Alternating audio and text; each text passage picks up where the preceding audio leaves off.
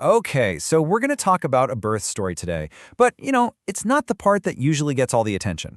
This story, it starts with a C-section that was actually surprisingly calm. But where it ends up is, well, it's the really raw, unspoken truth about what happens after the baby arrives. So, yeah, let's just dive right in. All right, just listen to this quote for a second. It feels like the world is ending. Wow. I mean, how do you get from the absolute joy of having a baby to that? That's really the big question we're exploring here. It's such a powerful reminder that the story doesn't just stop when the baby is born. In so many ways, that's where it's just getting started. So let's rewind a bit. Where does this whole journey start? Well, funny enough, it begins in a place of total calm. This was the second baby, and it was a scheduled C-section.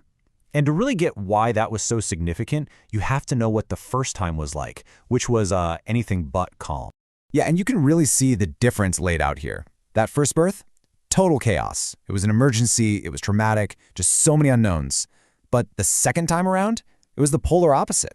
I mean, they knew the day, the time, the location. They got to skip labor completely. It created this vibe that was almost weirdly calm, And this quote just nails that feeling. Think about it. Waking up on the day you're going to have your baby. And it feels like Christmas morning.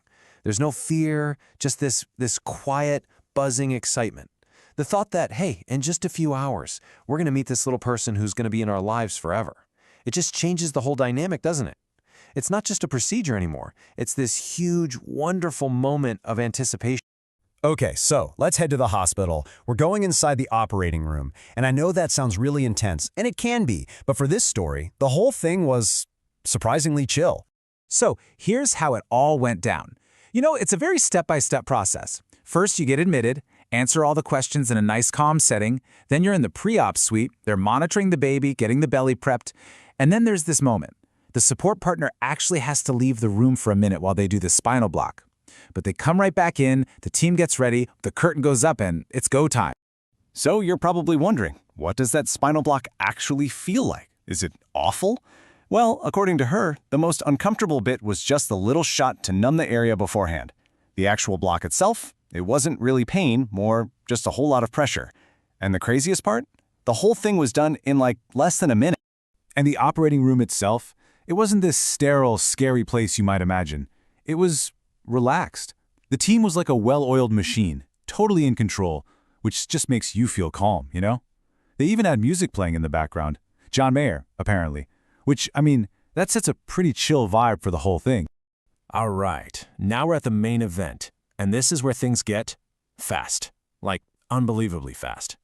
From the moment they started to the moment the baby was out, the whole thing took just 15 minutes. 15!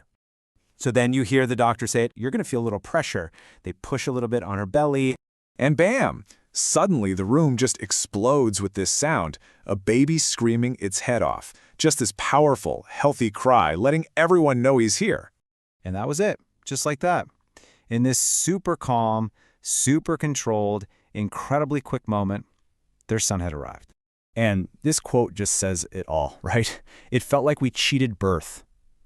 After the absolute trauma of the first time, to have this calm, quick, easy delivery, it must have felt totally surreal. So straightforward that, yeah, it felt like they'd found some kind of cheat code to the whole childbirth thing. And what did this super smooth process produce? A big, healthy baby boy. 8 pounds, 14 ounces. Just perfect.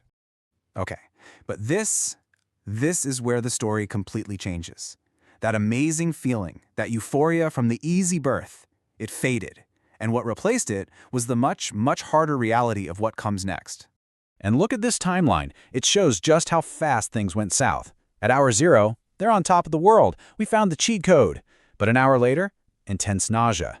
3 hours in, this sharp, awful shoulder pain from trapped gas, which is something you don't always hear about. And by hour 12, the adrenaline has totally worn off, and it's just pure exhaustion. Yeah, the cheat code had definitely expired. And then the baby blues hit. And look, that's such a soft name for what it really is. It's not just the blues. It's like falling off a massive hormonal cliff. A sudden, shocking, emotional freefall. And that's what brings us right back to that quote from the beginning, that feeling that the world is literally ending, even when you're holding this perfect new baby in your arms. So yeah, all of this leads to what is so often the unspoken part of the story, the postpartum reality. This huge emotional struggle that so many new moms go through, but almost nobody talks about, at least not openly. Think about it. The second that baby is born, every single person's focus shifts. Everyone's looking at the baby, cooing over the baby, and in all of that, it's so easy for the mom and her huge physical and emotional needs to just become invisible. You feel overlooked, right at the moment when you need support more than you ever have in your life. Wow. I mean, this quote is just so raw, so vulnerable, I feel pathetic. Your instinct as a new mom is to be the one taking care of everything, right? But you've just had major surgery. Your hormones are going haywire. You're the one who needs to be cared for. And that conflict, that feeling of wanting to be supermom but feeling so small and helpless, it can lead to this just crushing feeling of being pathetic.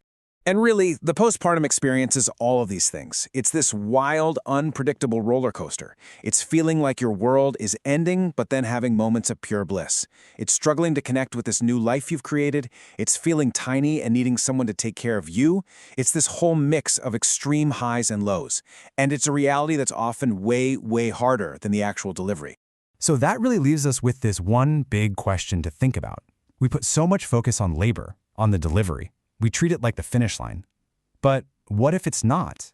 What if the hardest part isn't getting the baby out, but it's everything that comes after, the messy, emotional, life-changing days that follow?